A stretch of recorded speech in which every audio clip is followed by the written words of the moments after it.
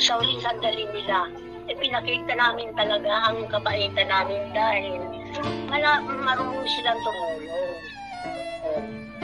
Hindi nila kami pinabayaan.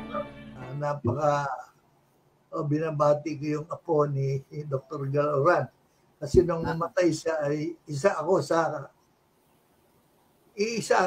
isang kabataan ang nagsalita sa kanya eh. Ako lamang. O lahat katanda na. O kasama ako doon sa nagsalita. Kaya masasabi ko. Ma'am, bakit walang trace ng Jacinto sa apelyido niyo? Bakit nagpalit ng apelyido? Kasi nung araw, merong isang dumagat na ang pangalan ay Jacinto. Tapos pinarusahan sila.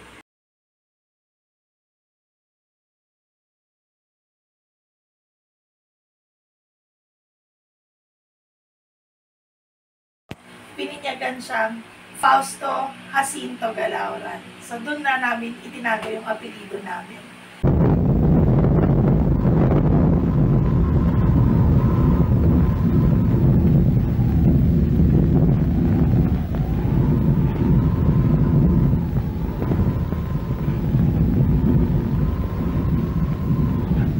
Salamat po.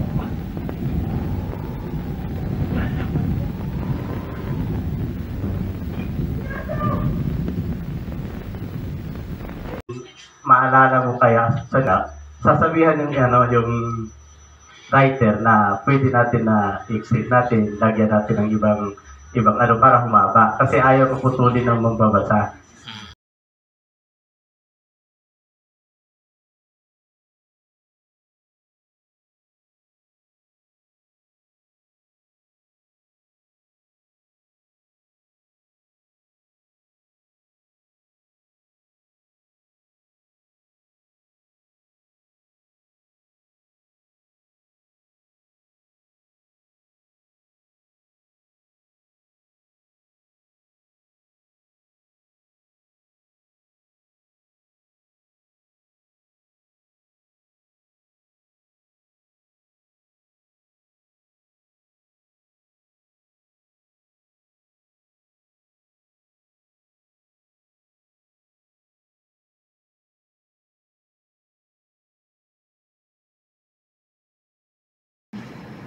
Ikaw ay binibinyagan ko bilang Trinidad.